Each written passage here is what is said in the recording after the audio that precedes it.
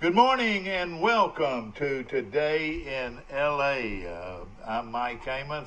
He's Bill Rice Jr. and we're coming to you from the studios here at Troy Cablevision, located on South Grundy Street in Troy, and we're coming to you live on Facebook around the nation, around the area and across the nation and across the world. That's on right. Facebook this morning.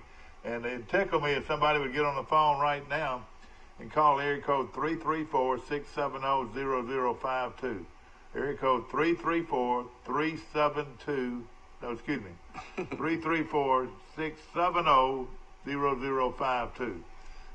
334-670. Well, you want somebody calling us from Hong Kong or Australia or somewhere? No, but I have said here on more than one occasion that got calls from New York, and of course, they're an hour ahead of us, and then Milwaukee. I used to have a guy that called from Milwaukee, and he'd always started off, he says, I'm calling you from Milwaukee's best. You know what that was, did you? Yeah, I remember. Good morning. How you doing? Mike, it's Bill. This is Ford. Ford Lee, good to hear from you, brother. How you doing this morning? Good. Jim Mullis and I are holding down the fort at Pike County Lake. Y'all come fish. Well, I tell you what, old Jim's one of my favorite guys. Snapback. Jim Mullis, a youngster from Troy, will kick it. If good, it'll be a 59-yard field goal, a new Troy University record.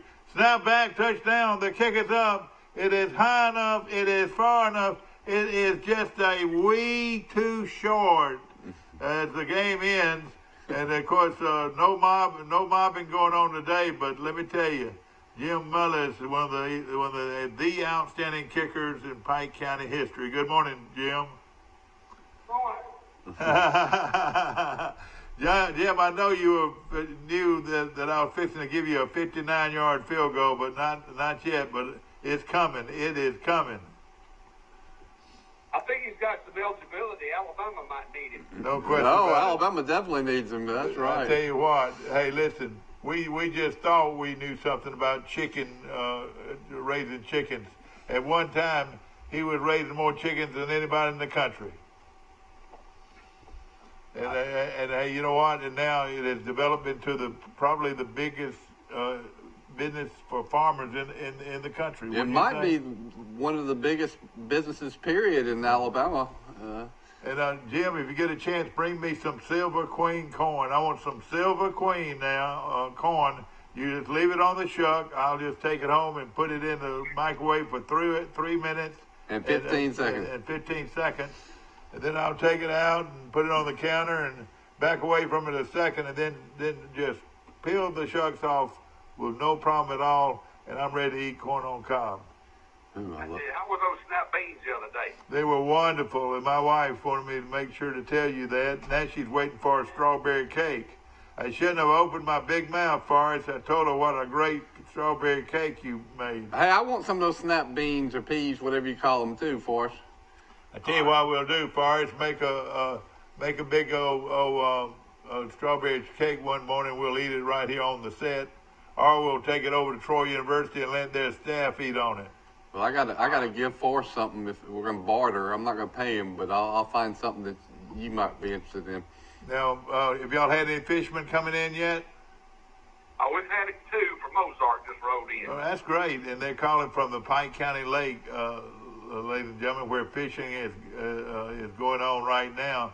You can either fish from the bank or you can rent a boat. Is that right? That's right. We have boat rentals starting at a one-person package is $30, 2 people is $34, and 3 people, 3-person package is $38. That includes the battery, the trolling motor, an anchor, paddles, life jackets, a plug for the boat. Yeah. And you definitely want to plug. You definitely want a plug for the boat. and it also includes the 3 permits. It costs $375 per person to fish the lake, but that cost is included in the package. Yeah. Is that your fishing license for the year or just for the day? No, it's for the state of Alabama. They run from the 1st of September to the 31st of August, and a fishing license in Alabama is $13.85. Yeah, so everybody from what ages have to have their license? 12 years old to, no, I'm sorry, 16 years old to 65 years old. All right, so they've got it now. A guy like me that's over 65, do I get mine free? Yes, sir. You just Do I really? Roll into the bait shop. We'll give you a free permit to fish the lake. Yeah. And does not require a license. If you're 11 years old and younger, it's free. And but 12 years old, 12, 13, and 14-year-olds must have, and 15-year-olds must have a fishing permit of $375. They are not required a license. Yeah. A great gift for to give young kids or young adults, or grandparents looking for that hard to buy item, would be a lifetime hunting and fishing license. And you can do that at the courthouse. You can do it here. No, you may have to do it online for outdooralabama.com. And I think the courthouse can do that. I'm not sure if we're set up to do that. But you can buy a lifetime fishing license for young adults or your children. Yeah. and me being over 65, I automatically have a lifetime membership. Is that right? Or do I? You can fish. You don't have to. You're not required to have a fishing license. Well, that's good. To fish a river or. Yeah. Now, to rent a cane pole and enough crickets to have a good time, how much would that cost for me? We don't rent poles. You don't provide a fishing pole? You can buy them though. No, we have a bait shop. We sell bait and tackle and nets and hooks and all that kind of stuff. We sell cane poles, brim busters, spinning reels, and we have pink worms. What would a brim buster already with the line and cork and hook already added to it? What would that cost me? About $12 a nut. That's what I'll fish with when I come out there. Talking to Forrest Lee, our good friend from he and right now he's located at the Pike County Lake, and that's what I wish I was doing. But he just went over something that is very positive. It's an easy way to have a lot of fun this morning with yourself and your wife, or yourself and your children, or yourself and your grandchildren. Easy way to get to wet a hook today out of the Pike County Lake. Is that right?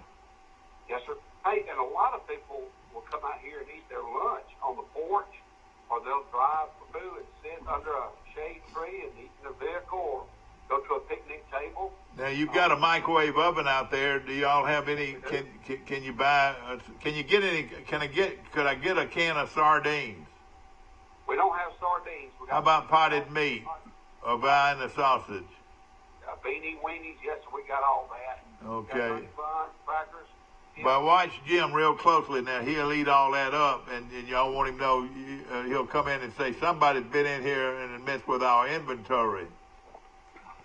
Now we do have an ice cream box here that have assorted ice cream for the kids. Yeah, well, I bought some for my kids there before. Forrest, the sun comes up early. What are your times? Is it 5:45? We open up at 5:45. 5:45. And we close at 7:15. 7:15. Now, I was up out in my backyard at 8 o'clock last night, and it was still plenty of not sunshine, but daylight. It's amazing. It's got to be the longest day of the year, wouldn't you think? I think sometime in July. Yeah, that's right. Stay with us. We got a call coming in, but stay with us. We'll stick you on hold, and we'll be right back with you in just a moment. And we'll bring this other line in. Good morning. You're on Today in L.A. That's Lower Alabama. Morning. Where are you calling from, sir? Beautiful Graton Beach, Florida. Graton Beach, Florida. Where a bunch of yuppies are riding bicycles. Is that right? Bicycles, skateboards, some little hoverboard things that light up. Well,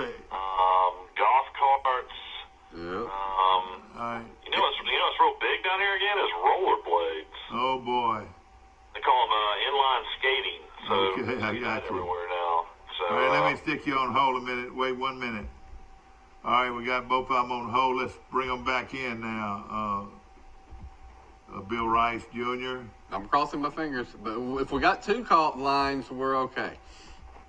I got them. Now they're We got both both full. of them. We got Forrest Lee and Mike Amos on this morning, and it's good to hear from you. And so how upset do you think Steve Campbell and his staff are that Carlton Marshall didn't come to South Alabama and walked on at Troy? what school did he go to in high school, Mike? Went to McGill Tulane. McGill, out of McGill Tulane, and we got him, and they didn't. He's a football player? Yeah. All-American. First team Walter Camp All-American. That's the first ever, Mike. Wait, now, tell me the background on this. I'm out of the loop. Well, first of all, He's led Troy in tackles 2 straight years. Oh, okay. Now I know who he's we're a talking great about. linebacker, and of course, to my knowledge, he is the first Division 1A All-American, first team All-American. Am I right? I think I'm right. To start the season, I would think he has to be. Is he just a nominee, or has he already been named to that? He was named prestigious Walter Camp preseason All-American first team. First, that's what I'm saying. That is really something. First team All-American out of Troy. Had over 230 tackles last year.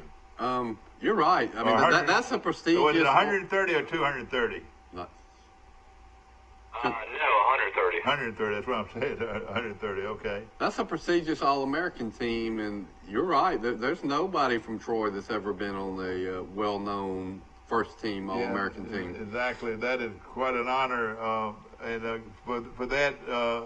I'm gonna let him go. I'm gonna let him go out on me to the Pike County Lake and let him go fishing. You're a Troy booster, No, don't you? I can't do it. I can't do it. Yeah, Dad used to have the players over all the time for dinner back in the day, back in the Chan Gailey Rick Rhodes days, and that would have been an NCAA violation. Boy, I fed a bunch of them many a time. They love me. I'll tell you that. I'll tell you something. I did do one. Forrest, you appreciate this. What I used to do, it was an annual thing for a while. I would go and I'd go out to the farm of what was the name? But I went out to his farm and got the watermelon and put them in the back of my truck. I remember you did that. And then what we would do? Everybody used to pull up with the trucks with the watermelon in the back. And then we pour it. We would fill it as much as possible with ice. And then after practice, they'd come and eat watermelon. It was I remember when y'all ice did cold. And nothing any more refreshing than eating I think watermelon. y'all probably did it after the first And day then- they went in pads in the summer. And I didn't have to worry at all about help because all my guys with the booster club they'd come out and eat watermelon too, and it was just an annual thing that we used to do. And there was another group that came to Troy from Auburn, some of Larry's old buddies, and they did the same thing with watermelon. And it was really a lot of fun, and of course it was refreshing after a hard day's work. But you know what they do now? Now, Mike, we don't have to worry about giving them refreshment like that. What they do, they go jump in a tub of ice. I know it. You got a whole pool full of ice. Now I don't know if I could get used to that or not, but that's what they do. I know it. And they say Alabama has that. Troy has that. Yeah. You gave me the tour of their facilities, and they've got a long, skinny, but it's a long little pool. Oh yeah, I don't know how long they have to stay in it, but they feel like that you recover quicker by doing it. You know, from. This is who Marshall's on the list with. If you want to hear the first. Yeah, I would. I'd love to hear it. All right, first team, Walter Camp, preseason All-American team. Carlton Marshall, the Troy linebacker, is first team. He's going to join Jamar Chase, the great LSU wide receiver. And then the other wide receiver is a guy everybody knows, Devontae Smith out of Alabama. First team All-American. First team. Yeah. All-American. Kyle Pitts, tight end out of Florida. Penny Sewell, Oregon offensive line. Cole Van Layden, Wisconsin offensive line. Samuel Cosme, Texas offensive line. Creed Humphrey, Oklahoma offensive line. Wyatt Davis, Ohio State offensive line. Trevor Lawrence, Clemson quarterback. Boy, this is high cotton. Yeah, right. Chuba Hubbard, Oklahoma State running back.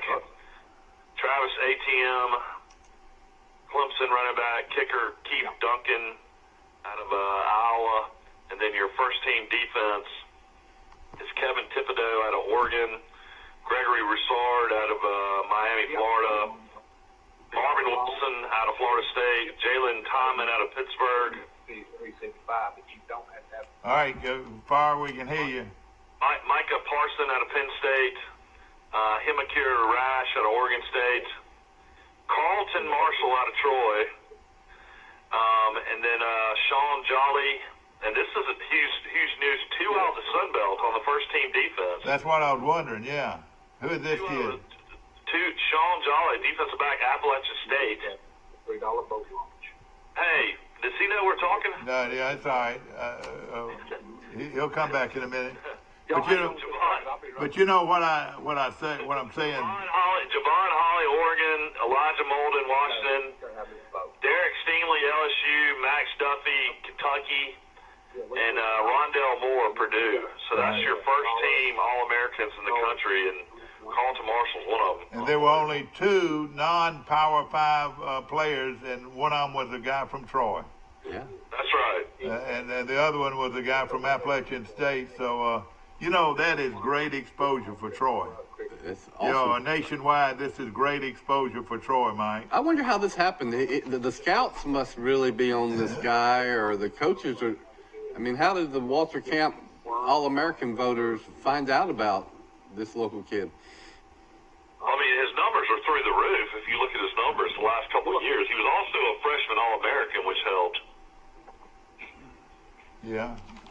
He's deserving from everything y'all said about him. Yeah. No question about it. I mean, Alabama's got 4 other guys on the second team. Who are they? They got Leatherwood, Alex Leatherwood, offensive lineman, 6'6", 310. And then they've got Najee Harris, running back, 6'2", 230. And then on defense, they got Dylan Moses, 6'3", 235, linebacker. I didn't realize Dylan Moses was 6'3". And then they've got Patrick Surtain, defensive back, 6'2", 203. Yeah. Yeah, They're loaded. No question. Pro Football Focus has him ranked the 35th best player in the country. That's right. I mean, that's incredible, though, because I would not.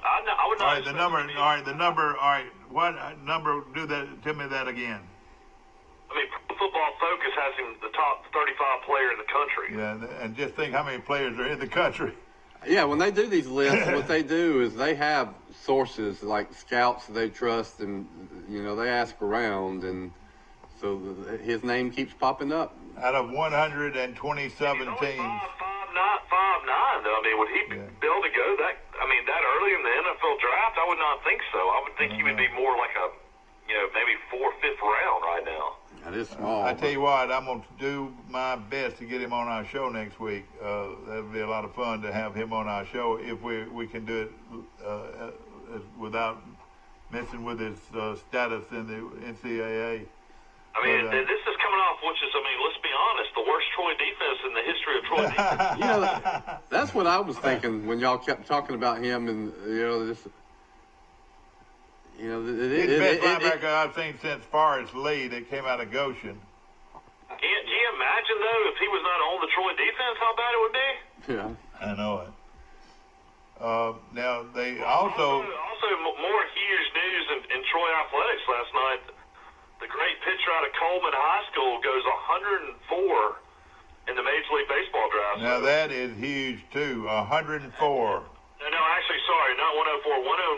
So at 109, Levi Thomas is drafted in the 4th round, early in the 4th round. He'll make some money. To the San Diego Padres.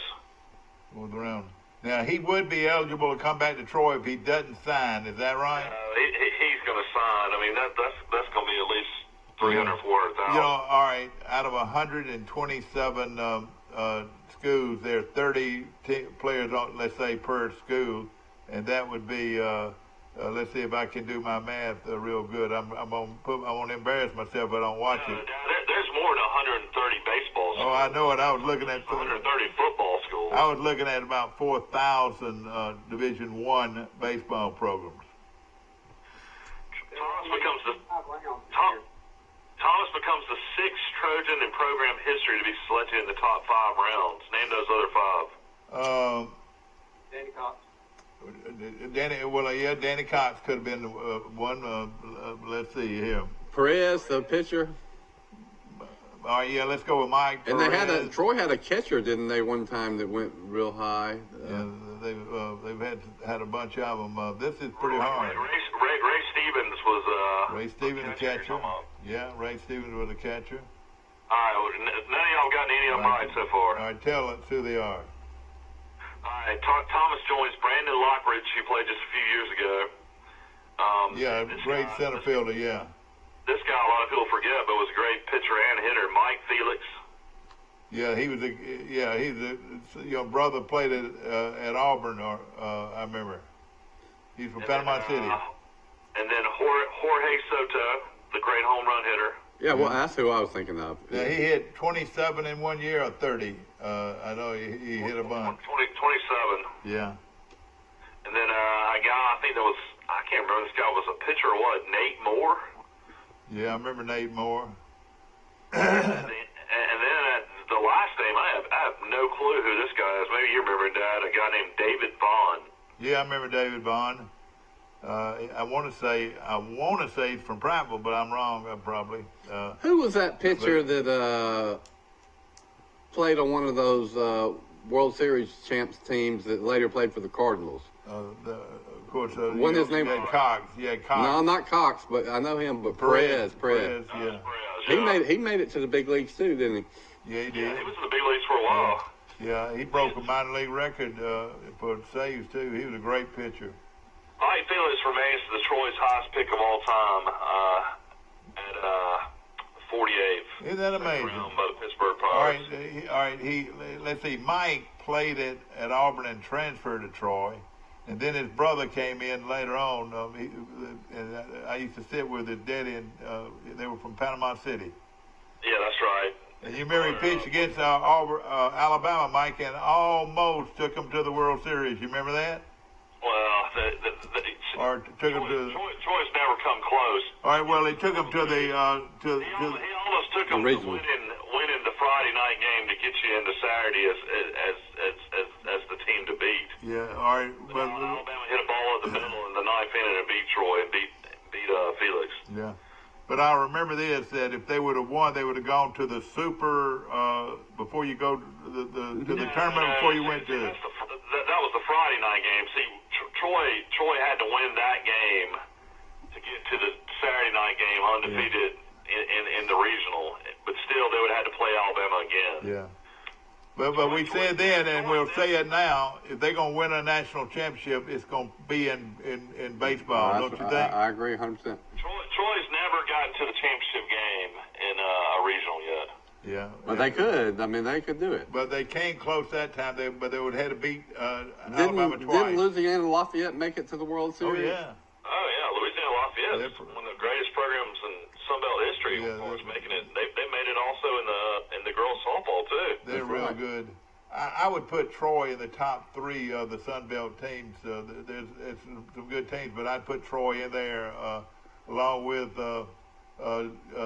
Louisiana Lafayette and. I'll tell you this too: is Troy got a couple of steals in basketball, like the people that they missed out on or transfers. In basketball, it only takes about 2 really good, great players and a bunch of good role players, and you can win a couple of games in the NCAA tournament in basketball.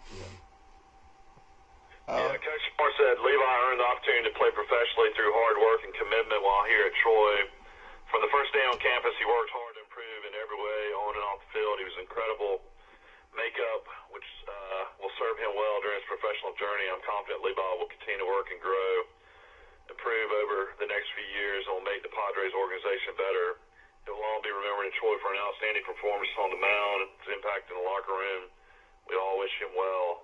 All right, so he went to the Padres, but let me tell you, there's somebody else from here that went with the Padres or played with the Padres. Do you know who that was? Yeah, Brian Meadows won 14 games with Padres. And you know who his best buddy was? You gonna tell me who you think it might have been? Well, wasn't that great relief pitcher, that closer? No, he was on there, but I'm talking about maybe a lot of people think the greatest hitter of all time, next to maybe Ted Williams.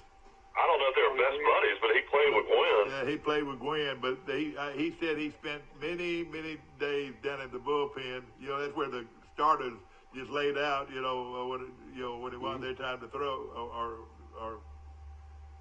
what I'm saying, he and Gwen used to have quite a few conversations. I like old Tony Gwynn. A lot of people think Tony Gwynn's one of the great hitters of all time.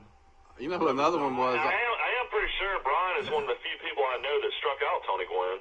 Yeah. Golly. And let me tell you something. He struck out a lot of them. He struck out the San Francisco Giants' great hitter. Barry Bonds. Well, I mean, he struck out A-Rod and some other guys, too. Yeah. I'm going to have Brian on the show before the baseball starts. Yeah, we sure should. And, of course, he's a very modest young man, but he learned how to play on the Butternegg Road, Mike, in his front yard. What a difference a year makes. Last year, 40 rounds, 1,200 players picked. This year, 5 rounds, only 160 players drafted because of the. Wow. So you talk about a select group. That 160 is a select group. So what I'm saying, if you did your math and you figured at least 30 players per team, and times 127 the number of teams. A lot of players give up that last year in college because they get drafted. Well, this year the draft was so tiny, those players aren't getting drafted. So I guess they'll sign them as free agents. It's a money-saving move for big league baseball. You know, the NFL did that. When my dad played, they had 25, 30 rounds in the NFL draft. What do they have now, 7? They released a bunch of minor league players 2 or 3 days ago. It's got to be a huge expense to fund these minor league programs. I want to remind you to put your mask on this morning when you're going elsewhere. You're outside the premises of your own home. Make sure you wear your face mask. And I wanted to give you a few little data dates here that we're looking at. Pike County, as of today, has 283 cases and only 1 death. Knock on wood. But again, now it's going up. 283 now in Pike County. Now that's cumulative. Like 700, 800 cases in Alabama a couple of days ago or yesterday. The cases are going up in Alabama. I don't know what's going on. Well, all you got to do is go to the beach and you'll find out. I mean, it is all over the place down there.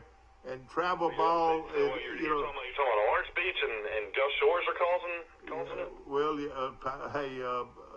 all of the beaches, everybody's going to the beaches. I know, but I'm talking about the cases in Alabama have gone up tremendously. Oh, yeah, I can give you that right now. Alabama has, in the last 14 days have 5,416 new cases. That's scary, isn't it? In the last 14 days, Alabama has totaled 5,416 new cases. That's what are we gonna do, guys? I don't know. Of course, Alabama total has 22,845 cases. But now these cases are. As of today, though, there was 0 new cases. But the last 14 days, our figures show 5,416 new cases. Boy, that's a huge rise.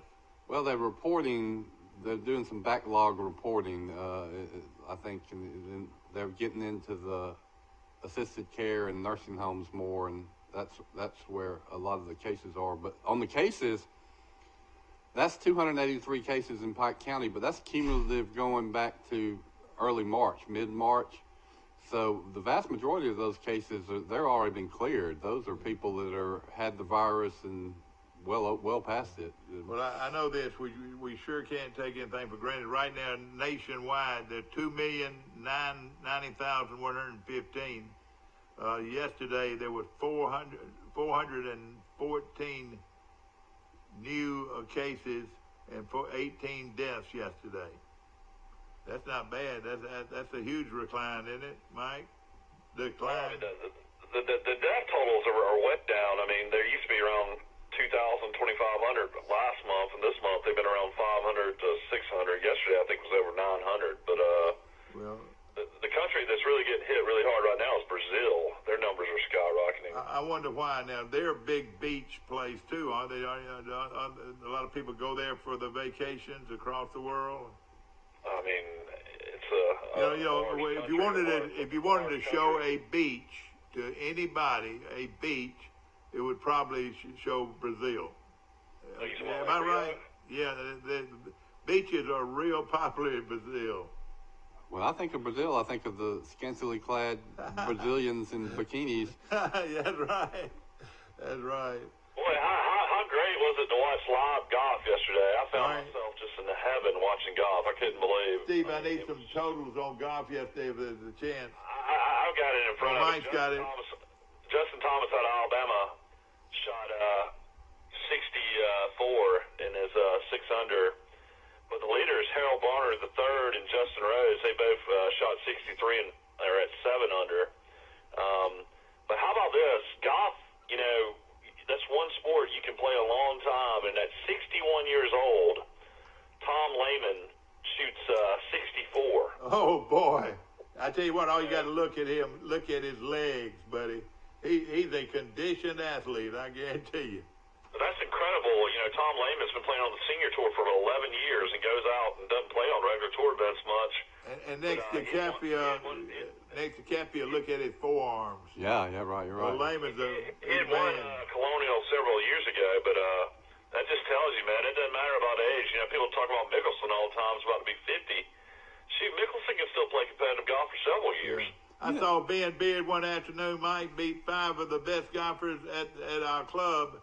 And Ben hadn't played golf in a year, and he sunk a 25-foot putt before dark and won the thing. Yeah, you can play your whole. Remember that. Well, we talked yesterday. Dothan, Alabama, or actually Henderson, Alabama, about Tom Watson, how close he came to winning the British Open when he was 60, I think. It was a scramble, but he and did people, everybody talks about Jack Nicklaus winning the Masters at age 46. Y'all remember when he was about 56, he was in the top 10 at the Masters one year? Yeah. You're right. Watson, though, out of all of them, seems like he carries himself better at his age now. Our buddy from South Africa was pretty good for a long time. He's been relentless about physical health his whole life. Gary Did Player. you watch the pairings yesterday? The pairings are incredible. You had Thomas, Spieth, and Fowler playing, and then you had McIlroy, Koepka, and Rahm together. Oh, man. Thomas, Spieth, and Fowler, they're all best buddies, aren't they? All right, tell me about Thomas. What did he shoot yesterday? 64. Well, how did Spieth and Fowler do? Fowler was awful. He was +2, but Spieth was 5 under. I tell you what, if you read the background on Fowler, he is a decent person, too.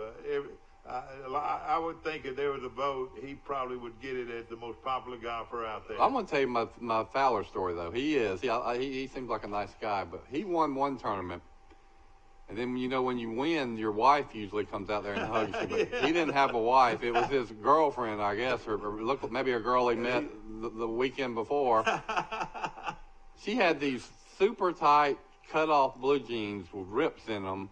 Yeah. And it's the flimsiest blouse I've ever seen in my life. It was almost, if you had kids in the room, you'd say, turn your eyes.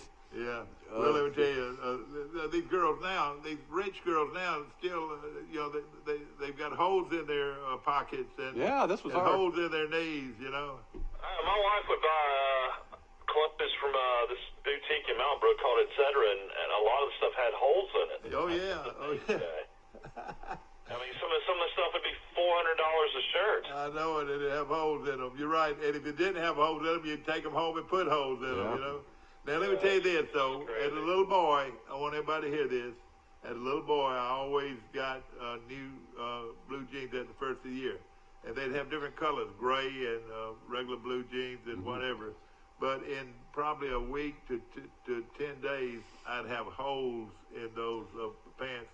mainly because we used to play knee football all the time. Yeah. But then. But you also wanted them to fade fast. Well, you get your mom to wash them a lot of times so they fade them. That little kid, then she would sew patches on there, and hey, I wasn't too embarrassed to wear those patches. We all did that. But and then when they got in real rough shape, you cut them off and they became short pants. All right, Mobile's Robbie Shelton. What did he do? He shot 69. He's out of Alabama as well. And then Mickelson shot 69. Koepka and Roy both shot 68. So fun to have live golf back on again today. Tell him a quick story about Robbie Shelton. What he did one day that is matched by nobody. No, that was Bobby White. Bobby White. They're both from Mobile, though, weren't they? Yeah, both are from Mobile, but Bobby White's the one that shot 57. Bobby White, is he on the tour? Is Bobby? I know he went to Alabama. Nah, he's been on a lot of the mini tours, but he never made it on the PGA Tour. But Michael, you might know Bobby that. White at one time shot 57 in a regular tournament event, wasn't it? Michael will probably know this. I think it's Shelton, the former Alabama golfer who was doing pretty good, making his mark on the PGA Tour, and then one day he was hit in the head by a golf ball in a practice round, I think. Somebody else. That's the kid out of Gardendale, Trey Mullinex. Okay, and I'm right, though, and he's had all kind of problems since being hit in the head by, and he lost his card because they didn't give him any kind of injury exemption or something. You know, he's one of the longest hitters on tour. Yeah, he played 2 or 3 years, and I remember you telling me that story. You know, you would wonder why there hasn't been more people hit by baseballs and whatever. You know. I know it, yeah. Line drive, the famous. He's had injuries too. He was in a horrible car accident. The former Alabama golfer on the tour too. Who is that? Bud Colley. Oh yeah, I remember Bud Alabama. He was the first great Alabama golfer, really. He was, and then Hunter Hamrick was almost in that group. Hunter Hamrick played with all these guys. Yeah, I was wondering how Hunter's doing. Boy, he's a fine young man. I know that. It's just hard. He got the sweetest mama. I don't know about his daddy, but he got the sweetest mama. I practically raised her. Last time I saw Hamrick was he was playing on like the South American tour or something. Well, I tell you what, it's just hard to make. Well. It is hard to make it on the PGA Tour, folks. I mean, these so many good golfers. And I say this. I said it earlier this week, and Mike didn't want to agree with me, but there won't be any more Tiger Woods out there, I don't believe, because there's so many good golfers. I just don't believe there. And then you look at the ones that can sustain over time.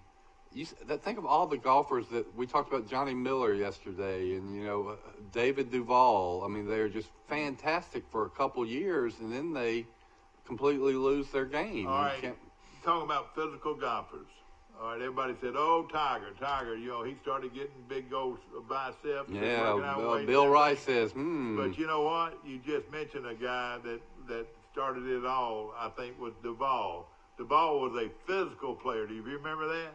And he would hit the ball 300 yards, and he started looking like a jet setter. He didn't last for long, but at one time, Duval was the king of golf. He was the number one golfer in the world for a while. Yeah. He won a British Open, but Greg Norman was a big physical, strong guy back in his day. He was pretty, no question about it. He was really pretty. Look, of all the sports of playing, this is all a joke and a lot of fun to look at.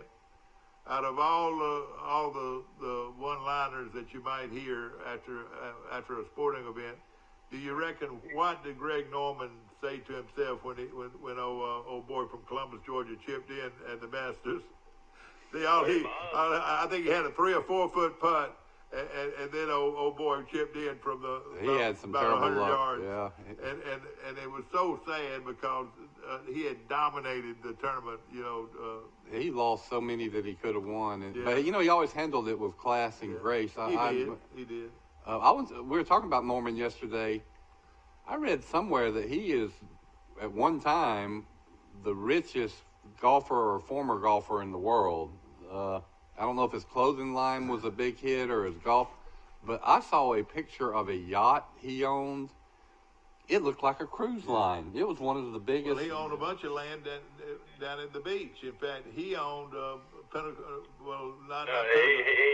designed the Shark's Tooth. Yeah, he designed the Shark's Tooth there at the beach. That's at the inlet, Phillips Inlet, and Wild Heron. and Wild Herring, and of course He's a big businessman, though. that's right. I don't know if he still owns that property or not, but I know he like you said, he designed.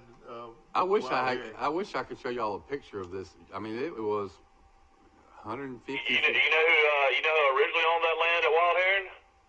Roy Crow. Roy Crow. Why do we hold on to this land? Well, a lot of people say things like that. He didn't own all of it, but he owned all of Kelly Street, and Kelly Street goes into Wild Herring. And I don't know. I talked to Mom the other day. Mom said that him and his brothers owned all the Wild Heron. I don't know. I don't know. That wasn't the case. But let's just say he owned some property. But at one time, though, what I'm saying, he was when he Norman at his prime was probably the sharpest, classiest guy out there. I remember watching him play at Shoal Creek, and there was just a bearing, or the way he carried himself and his posture. He did look like a real athlete. It really stood out from all the other players. So what was the first thing you thought about when you saw him, or when somebody brought his name up? The hat. He wore that cowboy hat. Don't you know that some manufacturer made a killing off that hat because everybody wanted one, you know? Greg Norman probably did. He seems to have a head for business. Well, I'm sure he had a lot to do with all that merchandise. You know, Greg Norman won 90 tour events on the PGA Tour Australia, PGA Tour, European Tour, Champions Tour. That's pretty amazing. Almost as much as anybody then, isn't it? He was number one. He won 32 times in Australia on the PGA Tour Australia. He never played the senior tour, really, that I know of. But remember, he came back and played in the British Open when he was in his 50s and had a chance to win it. That's when he was leading going in Sunday. You're right. He was married to Chris Everett at the time. And, and nothing wrong with Chris Everett. Of course, she's a beautiful lady and all that. But, we're talking about a lady that won no telling how many tennis matches. What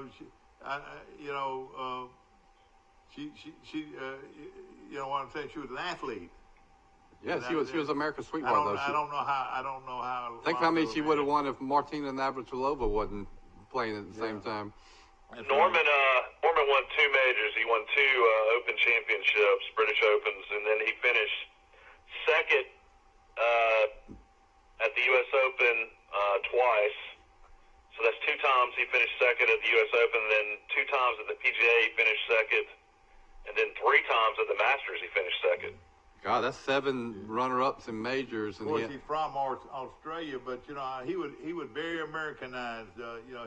He lives in Florida. Yeah, I know it, and of course, very well respected, no question about it. I think his son became a real good football player in Florida. I didn't know that. He married an American girl that was a former flight attendant, and then that didn't last. Well, it lasted a long time, and then. Who knows? You're right. This is a good conversation. Of course, we've got golf. I do wonder about these golf course architects, though, because there ain't nobody building any golf courses in the last 10 or 15 years, at least in America. Yeah. You were talking about Jerry Pate. Jerry Pate at one time was building a lot of courses, and like I said, he was out of Pensacola, and he owned a bunch of equipment, a golf maintenance company that. And that's big money, no question about it. Of course, now, Mike, what time can we watch that golf on TV? And where? They'll start today at around noon on Golf Channel. So that'd be a lot of fun to watch that tournament this week. What's it like, Mike? Well, I didn't watch any yesterday. What's it like with no gallery out there? Is it? Well, they got some of the players mic'd up, which is kind of fun. Fowler was mic'd up yesterday, so you get to hear some of that. And then all the people that work the tournament, work the event. I mean, there's still people all around. It's kind of funny when guys make really good putts and good shots. They put their arms up and wave to fake crowds. That's what Justin Thomas was doing a lot yesterday. I want to mention Premier Dodge Chrysler Jeep today on the bypass. They've got a sale like no other sale that they've had since they've been here. They, of course, Jason and all the great folks out at Premier Dodge, Chrysler, Jeep, and Ram Truck. You will not beat those prices anywhere. I'm talking about anywhere than right here at Premier Dodge, Chrysler, Jeep, and Ram Trucks on the bypass right in Troy. Bird Drugs is alive and well and serving breakfast as we speak. And boy, the bacon was good yesterday, wasn't it, Rice? Yeah, thank you, Mike Amos. I don't know. They don't scrimp on the bacon when you get your breakfast. Well, I was trying to figure to say, you must know somebody. I never seen so much bacon on one plate in my life. Bacon and eggs and biscuit and grits. And Michael, they were glad to see Michael move to Florida because he'd go in there and order a milkshake, and they'd make him one at 8:30. And they probably put it on your tab, didn't they? My vegetable man is. Yeah, there was a bunch of random girlfriends I had at Troy State University back in the day that had a free meal at Bird's Drugs on there. Let me tell you, the son of Sambo Murphy. You ever heard of the name Sambo Murphy? No, of course. All right, he lives out in Texas, and he went to Troy, and I'm looking for him from Troy State paraphernalia. He said he can't find it anywhere, and he wants some Troy State paraphernalia. But he's Sambo Murphy's son that lives out in Texas. Been a very successful businessman out there. Is Sambo Tom's brother or no? Yes, it's Tom Murphy's brother, Sambo. And guess who? Do you know what's important about him? They were all great athletes. That's right. He was a quarterback that in the same backfield with Bobby Marlowe and Charlie Hideaway. Boy, that team was so good. Marlowe and Hideaway, and of course nobody could tackle Marlowe. And Hideaway went on and starred at Auburn, and of course Marlowe went on to start at Alabama as a linebacker and as a running back. I want to say that was the 47 or 48 Troy High School team. Yeah. I did a story on that team and Bobby Marlowe one time, and I looked at the scores from that season. They were undefeated, but I don't think anybody came within 3 or 4 touchdowns of them the whole season. They're really good. I haven't ever sat down with Mac Wise and his brother. They grew up in Elba, and some of those great Elba teams, after Marlowe. You know who was on that team that he was younger? He was a sophomore. Johnny Crease was on that. Yeah. He was one of the people I interviewed, and tall. I think he was a good. He was a good player. I think too. He sure was, and of course he played at Troy State too. And there has been some great ones. Of course, the late Bill Sanford, Johnny Crease's brother-in-law. Can you believe that? It's on. I've got it on. I don't know what the deal is. I hope everything's working. Well, it's kind of hidden underneath there. Yeah, maybe so. I was reading NCAA has approved training camp, so we actually have the dates and when these guys can start now. Hit us with some of them. Well, it just says if a school has their first regular season game scheduled for September 5th, teams can hold mandatory weight training, conditioning, film review for up to 8 hours per week from July 13th to the 23rd. No more than 2 of those hours could be used for film review, and then starting from July 24th to August 6th, athletes can participate in up to 20 hours per week, but no more than 4 hours per day of cannibal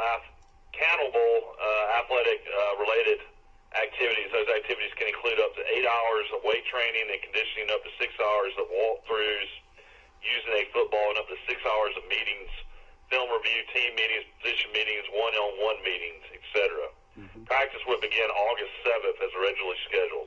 So they can have little walkthrough, no pads type drills, passing stuff. Yeah, okay. But that's huge for coaches to get them in July, though. Oh yeah, no question. I mean, this is huge news. I mean, for a coach, this is gonna be great. I mean, as far as getting your guys ready now. Well, I remember Saban and some other coaches saying, if they could just get the players back 2 or 3 months before the season started, that would be plenty of time for them to be in shape.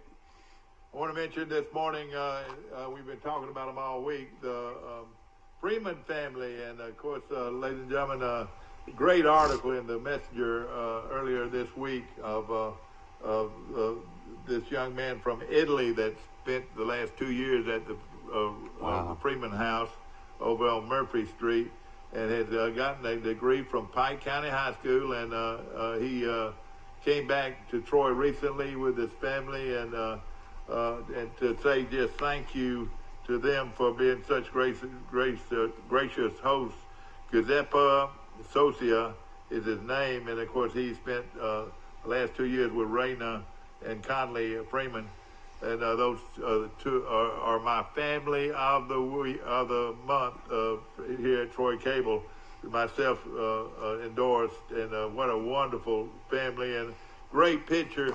And Conley Freeman, of course, has helped build Troy Cable to what it is today. And some folks produce athletes, and some folks produce great artists. And there's some people produce people that are smart.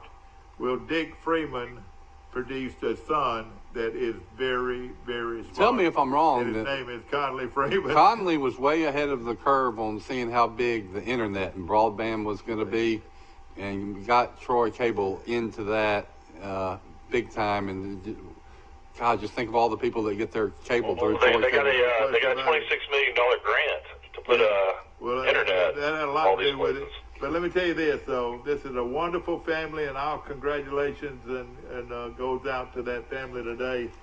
Conley Freeman and Raina, wonderful, wonderful people, and they made this young man feel like somebody right away. He said, I felt at home right away. He said, I knew that Troy, Alabama was going to be a special place for me. And but you said he went to Pike County High School? Well, he started off at Charles Henderson, and then by some kind of rule, he had to transfer to Pike County High School, and he also spent some time at Pike Liberal Arts. Oh, yeah. So he spent in a beautiful picture, and of course that young man went back to Italy, and said that he'll be coming back and forth, and again, we're proud of what Raina and Conley did. I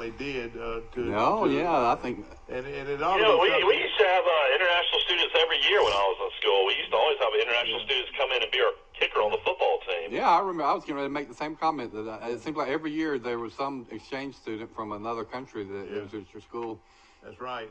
In fact, the Greens, Gam Green and his wife used to have kids from international kids. They're fascinating to talk to them. I mean, it's educational for them and for the people that get to learn from them about their country. I'll add something on that line.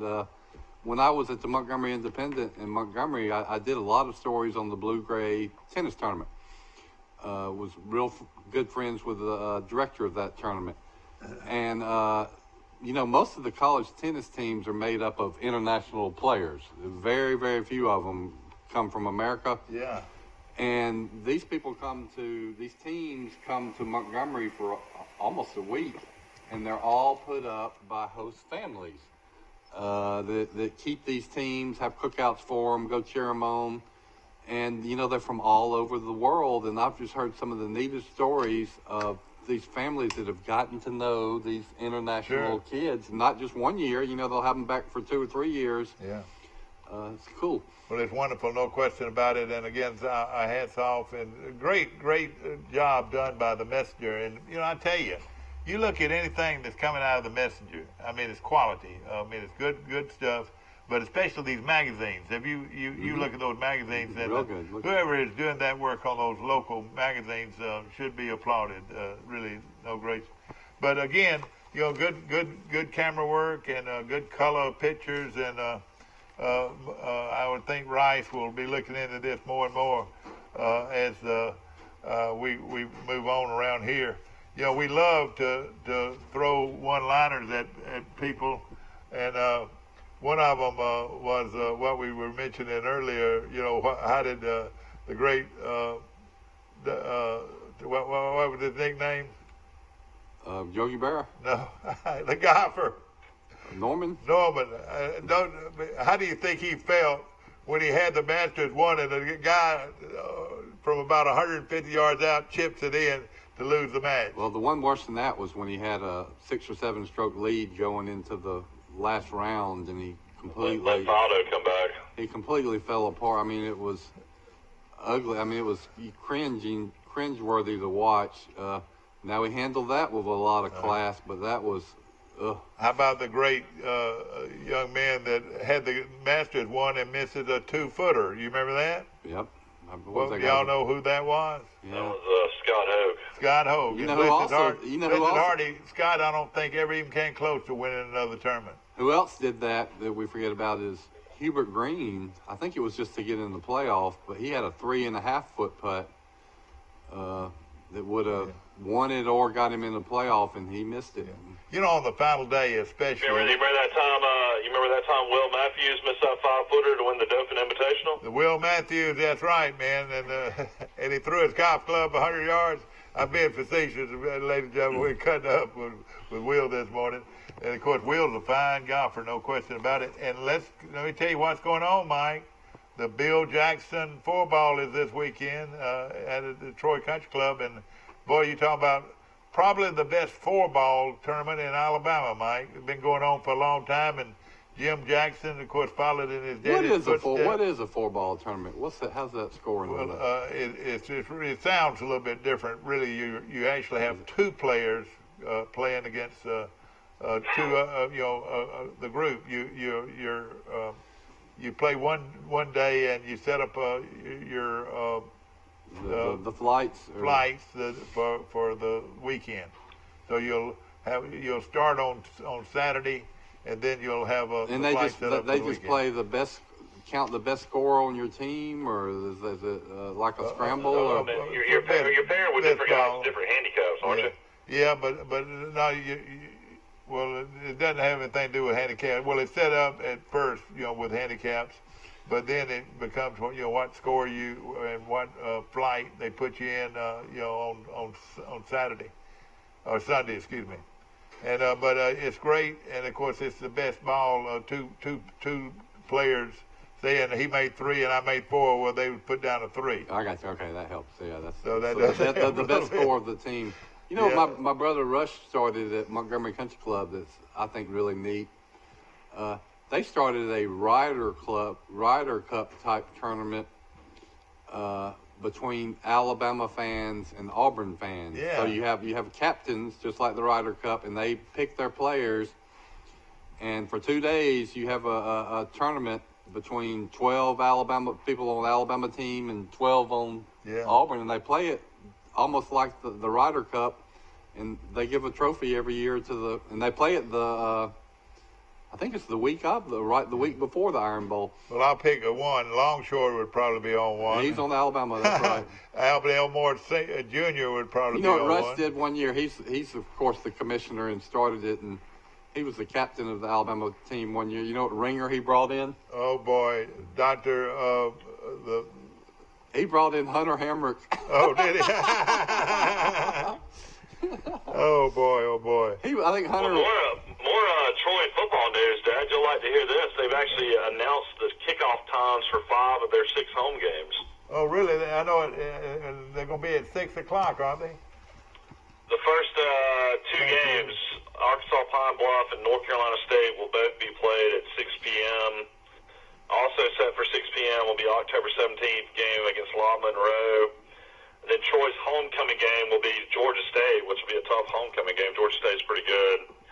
It's on November 14th, and the Coastal Carolina game at home will both be kicks at 2:30. Yeah, now the homecoming will be at 2:15 or something like that. They got the homecoming game and the Coastal Carolina game are both 2:30. So.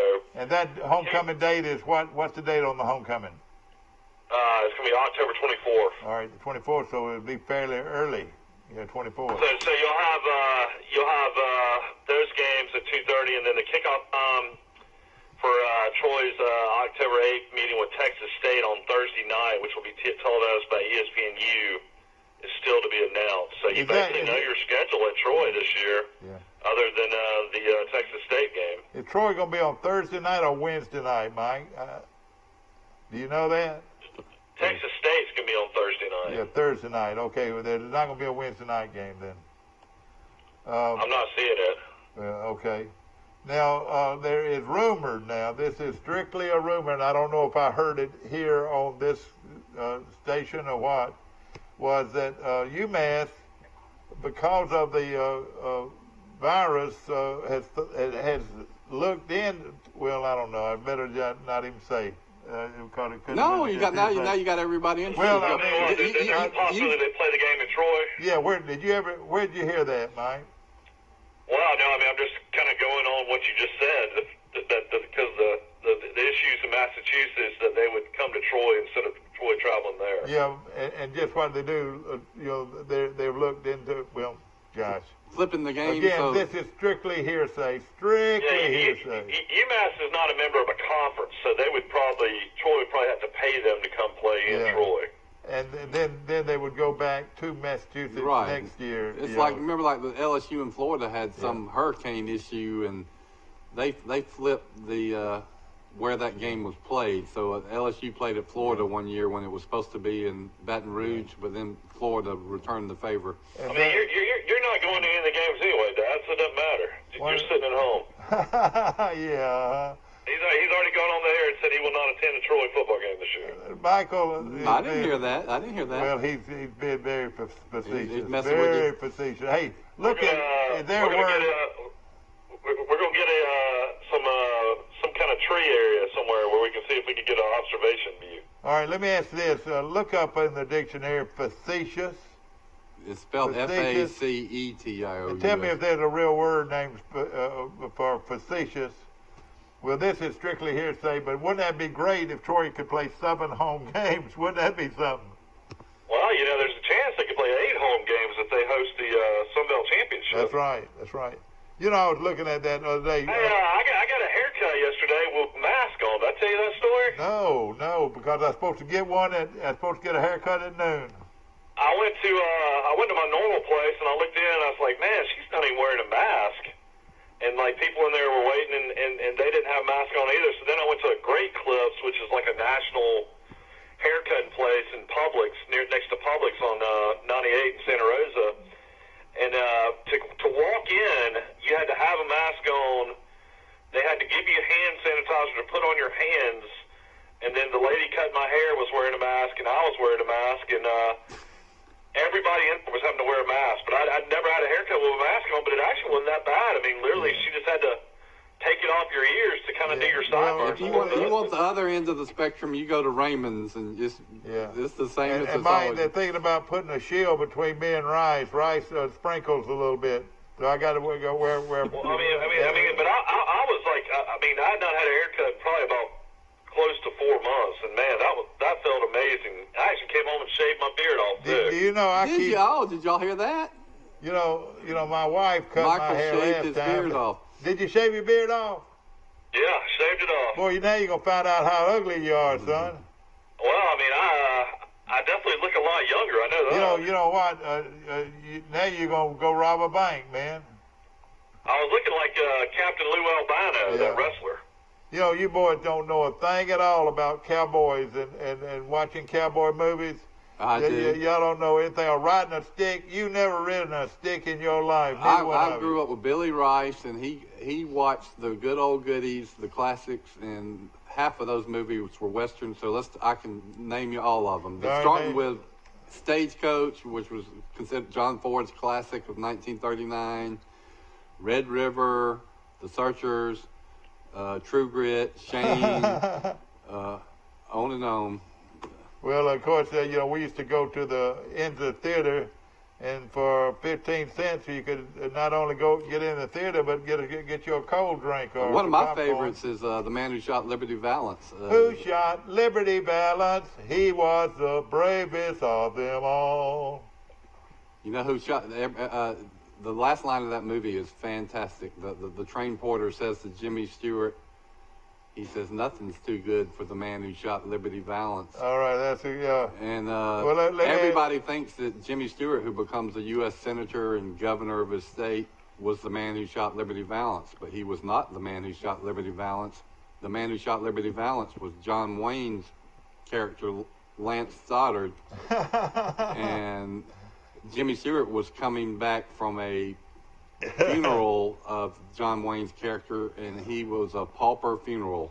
John Wayne's character had ended up very bad, and so you think about that. Nothing's too good for the man who shot Well, Liberty you know, Valance. everybody talked about Wild Bill Hickok, and he was one of my favorites because he always turned his guns the other way, and he put them on both sides, and he would draw like that. And, you know, he always said when he sat down to play poker, he always wanted to have his back to the wall. I do that too. Okay. When Wild Bill Hickok was killed, what was his poker hand? What was his poker hand? It's famous. Wasn't it like a full house or? No, Mike. Do you know what his poker hand was? It was a good hand, and it's named for him now, right? Do you know what it was, Mike? I don't know. Aces and eights. He was holding 2 aces and 2 eights when the guy came up and shot him and killed him. And that's supposed to be something true. You know, I have a lot of friends. I watch, you know, 2 of the classic movies. I watched Tombstone, and then I watched Wyatt Earp. So Tombstone, you had Kurt Russell. That was well done. Yeah. And then in the actual Wyatt Earp movie, you had Costner, and those are 2 really good actors. Yeah. I still think the best Doc Holliday was Val Kilmer. I thought that was the best Doc Holliday I've ever Kilmer. seen. I think so too. Val Kilmer did a great job.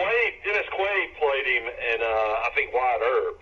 Yeah. But Tombstone, I think Tombstone's still my favorite of those 2. I thought it was well done too. I think one of them. I think the one with that you just referenced, what they say is the closest to the real story. Hollywood just completely botched and didn't even get close to what really happened at that gunfight at OK Corral. Of course, one of the best one-liners out there is "Make my day." Where did that come from?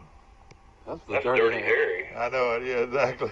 I'm still a big. Clint Eastwood made a lot of westerns. I'm a big Clint Eastwood guy, but it all goes back.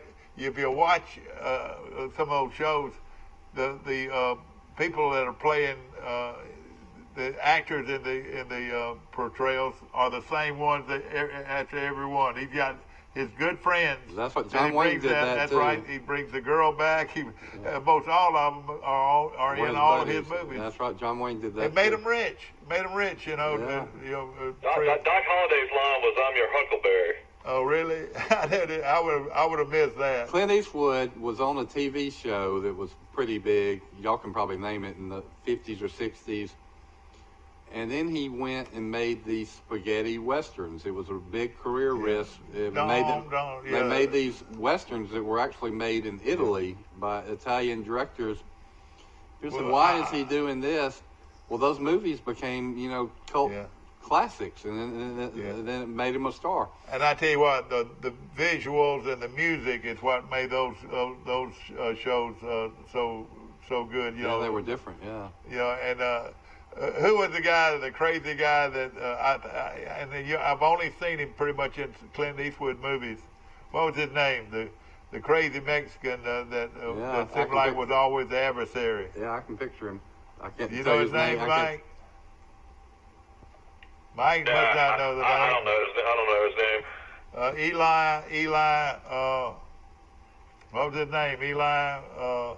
Clint Eastwood is a fascinating character. I mean, he was a huge movie star, arguably the biggest in the country for decades. But then he becomes one of the all-time great movie directors. And then he also produces movies, and he owned a piece of the famous golf course out in California. Became the mayor. Pebble Beach, Mike, there were two stars that one of them was Borg, and Borg's best buddy was who? Those 2 actors. Borgnine? Ernest Borgnine? No, gosh, no. Who is Borg? Mike, I wasn't born. What's the Borg guy? The actor that's got those 2 had 2 or 3 shows that came out. It was Borg. The Borg.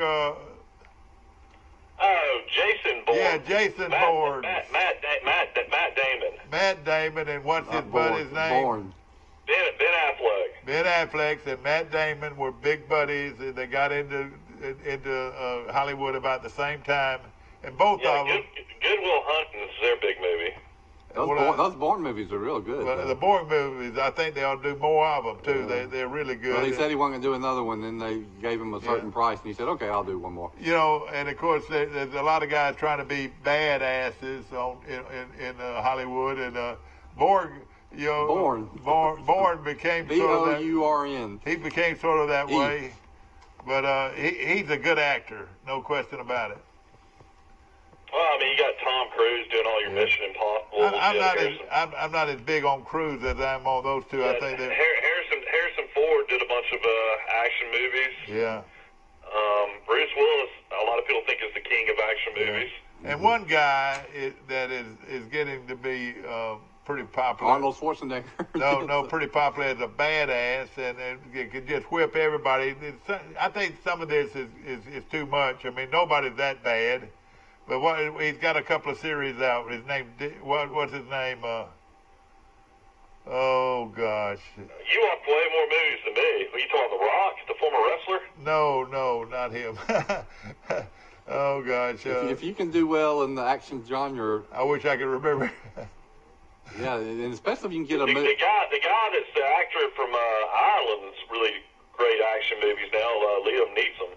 Yeah, I like his stuff too. You know, you're right. He's good, and usually what Taken was a real good one, I thought. Well, then they remake. You know, they what do they call them, franchise or serials, and then they make 3 other movies once one's halfway a hit. This guy, his pictures are his name on the show. Is one I'm trying to think of. Liam Neeson. I liked his wife was beautiful, and she died in a tragic skiing accident. Oh, huh. You heard that? I've heard that. Yeah. She beautiful lady, and she was skiing somewhere and skied into a tree. Yeah. And they thought she was okay. She just had a concussion, but took her to the hospital and she died. What other great entertainer? But she died Sonny Bono. Sonny Bono. That's exactly what I was going. I forgot about that. He died in a skiing accident. Yeah. Of course. And then one of our great singers of all time. And when you hear different shows with his music, he really was very good. He was out there at a ski resort flying his own plane, and he crashed and it killed him. John Denver. John Denver. Yeah, that's right. And boy, what a great singer he was. He lived in Montgomery for a while, and his parents were in the military, so he was at Maxwell Air Force Base. Went to 9th grade in Montgomery. I've done a story on this, and his music teacher at the time was a sweet lady, I forget her name, in Montgomery. And skip forward, he only lived in Montgomery for about a year. He's on the Tonight Show one night talking to Johnny Carson about, how did you get into music? And he mentions this lady's name. He says, there was one music teacher I had in Montgomery, Alabama in 9th grade that really encouraged me. Yeah. And it was this lady from Montgomery. There was a girl there in Montgomery that lived over in the old Montgomery town. Tony Camille. Tony Camille. And tell us a little bit about her. Well, she went to Lanier, I'm pretty sure. And, she's about my mom and dad's age. Would have been class 58, 59, 60. Yeah. And, and she was famous singer in Montgomery. Then she went to Auburn, and she sang for the Auburn Knights, I think is the band, the orchestra band that Ralph Black played in. That's right. And then she married this guy with the nickname The Captain. All right, the captain never gave the captain's name.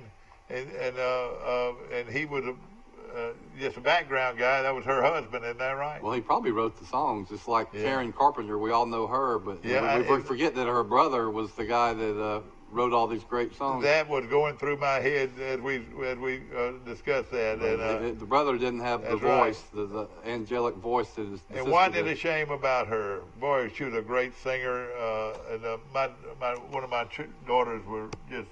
She just loved her, Her music, it stands up to this day. Yeah, exactly. Guys that left us early, and of course Belushi.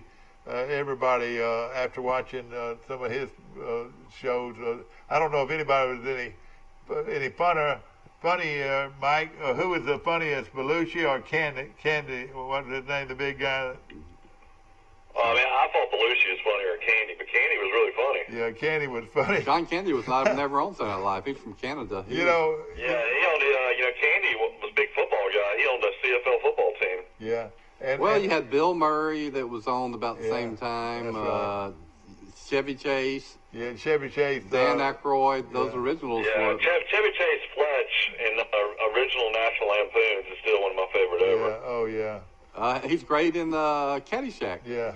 Oh yeah, he's great in Caddyshack. He's also good in what's the movie?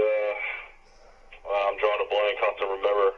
Bill Murray. But Belushi, if you do Animal House and Blues Brothers, those are two of the classics of all time. Well, Animal House was a classic. You're right. And Chevy Chase. Blues Brothers is hilarious. Yeah, I know it. There was hilarious. Do y'all know that Forrest can does a great I can see job he looks imitating. like one of those. He does a great job. We're gonna get him to come in there and put on a black coat and come in here and do that. When we first started the Troy Citizen, we went to the Bobby and I went to the peanut butter parade in Brundage, which is a huge parade, and we dressed up as the Blues Brothers with our black coats, black ties, and our shades and our black hats.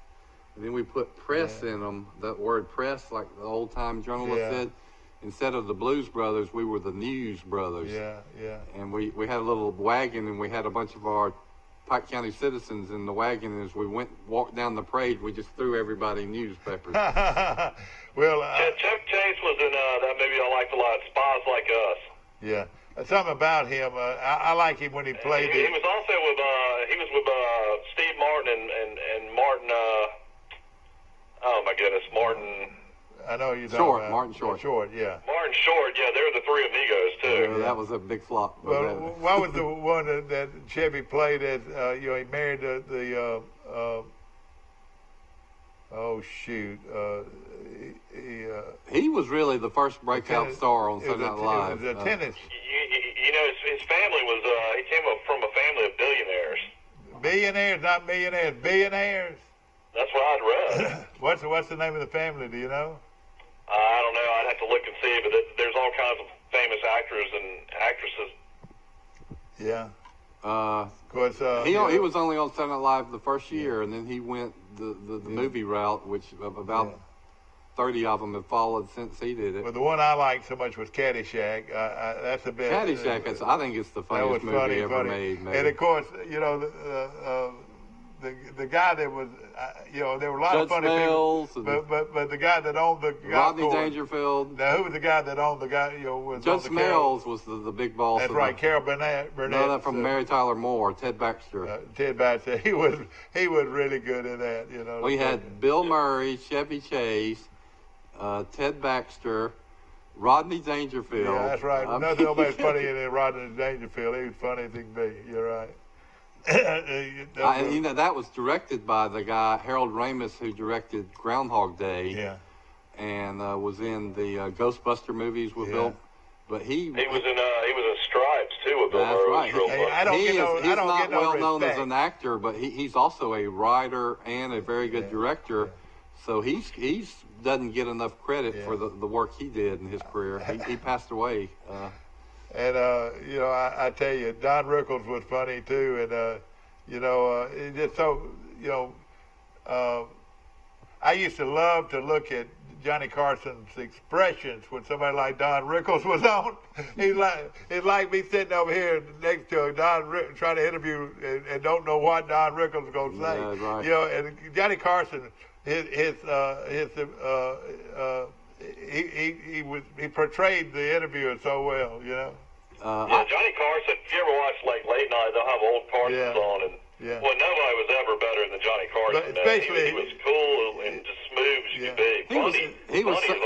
He was so good with his guests. I think that's the underappreciated part. Or well, it is appreciated that he made them feel comfortable, and if they were funny, he just kind of drew them out and let them do their own thing. My sweet mother and your grandmother, Mike, when I was growing up, the Tonight Show came on about 10:30 every night. That's exactly what after the news, and it'd be Johnny Carson. Well, Parr was there before Johnny.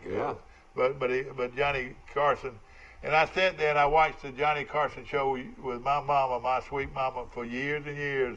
It was an hour and a half. I'd get in from doing what I was doing at the time, and I always had that in common with my mother to enjoy that show. She loved Johnny Carson and Jack Parr. Yeah, well, there was somebody else that did it too. There were Joey three. Bishop did some. Joey Bishop was there as a. I think Johnny Carson was the third. Yeah. Dad saw. Carson was from Nebraska, wasn't he? Mm-hmm. Yeah, he was from Nebraska. Dad, when they played in the Liberty Bowl in Philadelphia, Dad's sophomore year, Coach Bryant had to bribe the team. They voted not to go to a bowl game because they're tired of playing football and they knew it'd be freezing. And first they voted no, we're not going to the bowl game. And then Coach Bryant fumed and he came back and talked to the president of the university and said, all right, if y'all go, I'll take y'all to New York City after the game. Yeah. We're going to take a short break. We'll be right back. Right back. We've been doing business the right way for 31 years, and now we've approached a year at the all-new Bill Jackson Ford. But don't take our word for it. We feel our customers express it the best. I would recommend Bill Jackson to friends and family. Environment was just friendly. It's a short drive from anywhere. Troy Cable Security Wi-Fi doorbell camera allows you to answer the door from your smartphone when you are at home, at work, or on the go. When a visitor presses the button, Troy Cable Security sends a live video feed to your smartphone so you can see, hear, and speak to the person at your door. With the doorbell camera, you can have your porch light turn on automatically when it detects motion at night to create the appearance that someone is at home. You can view video clips so you can always know who stopped by when you are out. Troy Cable Security. You love them, protect them. Here at Bill Jackson Chevrolet in Troy, we've been doing business the right way for 31 years. But don't take our word for it.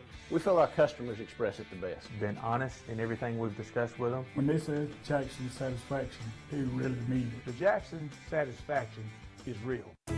A personal touch, a high level of trust. Whether it's checking and savings accounts, personal or business loans, or our local friendly service. That's what Troy Bank and Trust customers expect. But now we offer more. Free identity theft protection for our new and existing customers, protecting your family's time, money, and good name from identity theft. Because protecting your identity is now a big part of our identity.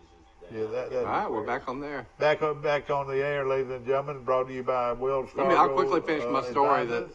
Dad saw Johnny Carson as a young stand-up comedian in New York after that bowl game. And I remember him saying, the guy was pretty funny, but nobody knew who Johnny Carson was at the time. Phil Silvers was real funny. And Jonathan Winters. Y'all remember Jonathan Winters? Oh, yeah, hilarious. Yeah, he was funny. Hilarious, yeah. They played in a show called A Mad, Mad, Mad, Mad World, and it was so funny. I don't know if y'all remember it. Jonathan Winters is known for doing improvisational. He doesn't know what he's going to talk about. He just goes with it, like Robin Williams was also known for that. And Red Skelton, was big in radio and all that, and he had all kinds of expressions, and really TV helped him when he got into TV. But Red Skelton was a real funny guy at one time. Oh, this is. Who would you say is the funniest Saturday Night Live alum, or who has been the most successful since Saturday Night Live? Will Ferrell has done. Adam Sandler was good for a while. And Chevy Chase was funny to me. He was funny. But I think out of the group though, Bill Murray is still funnier to me than anybody. I'm with you. I'm with you, Michael. Again, expressions, the facial expressions. He can be a serious actor too. Yeah. He's been in some just amazing movies. Yeah. Before John Belushi died, he was in a movie. Not a lot of people have seen it, called Continental Divide. He played a Chicago newspaper columnist. I think he's patterned after Mike Rourke, and it was kind of a serious role, and he was really good in it. So I bet he would have ended up being like Bill Murray, that could have played more serious roles. And there's you can tell who the top guys are because they're getting the big leads and so forth. But it'll be something. I've even seen Jim Carrey is somebody people think is really funny, or they can't stand him. I think he's really funny. I think he's really funny too. Him playing Andy Kaufman, he should have won an Oscar. Yeah. That was incredible. He was just like Andy Kaufman. He's been in had some more serious roles and done a good job with them. Did Andy Coughlin actually have his funeral taped and put on TV, or was that just part of the? I mean, a lot of people say Andy Kaufman's not dead. I mean, there's all kinds of controversies when it comes to Andy Kaufman. Yeah. Oh boy! What did he do? He went on stage one time and did a 15-minute sketch where he didn't even say anything. About once every 2 minutes, he would blurt out some crazy noise. I mean, his Elvis routine was incredible. Oh yeah, no question about it. He's a guy that I mean was way ahead of his time. I mean, his comedy was through the roof. Yeah. But Jim Carrey, I mean, he is a guy that, I mean, he was on what was he on the show A Living Color? Yeah. Him and Jamie Foxx, and they both became incredibly popular actors. Yeah. Jamie Foxx is very talented. He can do it. He can sing, man. And when he played Ray Charles, that was one of the wonderful. best versions of a portrayal I've ever seen. Yeah. I think so. Question. That's right up there. You know who else retired the prize for that, though, I think, is Sissy Spacek in Coal Miner's Daughter. Oh, yeah. She pulled my hair. She was so good. And how about this one-liner? Yes, we're bad. Yes, we're bad. You remember that? We're Pryor. Oh, no, was that Eddie Murphy? Richard Pryor and Gene Wilder. Gene Wilder, and that was the funniest thing in the world. They go to this jail. They were really scared to death. But old Pryor started saying, "Yes, we're bad. Yes, we're bad." You're exactly right. I mean, Richard Pryor was, he was huge. He was. And he'd go on Johnny Carson, and everybody be so worried, he's going to use bad language. Again, expression with his eyes and everything. They're not, they're funny, and a lot of times they don't even say a word, It really was something. No question about Rodney it. Dangerfield. And listen, maybe the funniest of all, Steve Martin. I would put Steve Martin up there of anybody. Y'all, the honeymoon was Alice, the honeymooners. Jackie Gleason. The great ones, Jackie Gleason. Oh, man. I used to watch that all the time. And, my dad loved him in the Bandit movie, Smokey and the Bandit, when he was the sheriff. He was good. And, he was in some movie, though, when he was a pool shark, wasn't he? Yeah, that's right. Minnesota Fan. He was the hustler. He was Minnesota Fan. Paul Newman's the... That's a great movie. And, of course, ladies and gentlemen, we're just laid back television, and we are all over the place. We're all over the place. We started talking about fishing. And you know what? I know it'll make a lot of you folks happy to know that we've got the magazines back in. They're starting to talk about times of games. And for you Auburn fans, hey, is Auburn going to win the football game? We'll have to wait and see. But the Auburn Tigers getting ready for the 2020 football season from Jordan-Hare Stadium in Auburn. It's the Auburn Tigers this football season.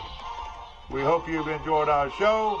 See you Monday morning bright and early for Today in L.A.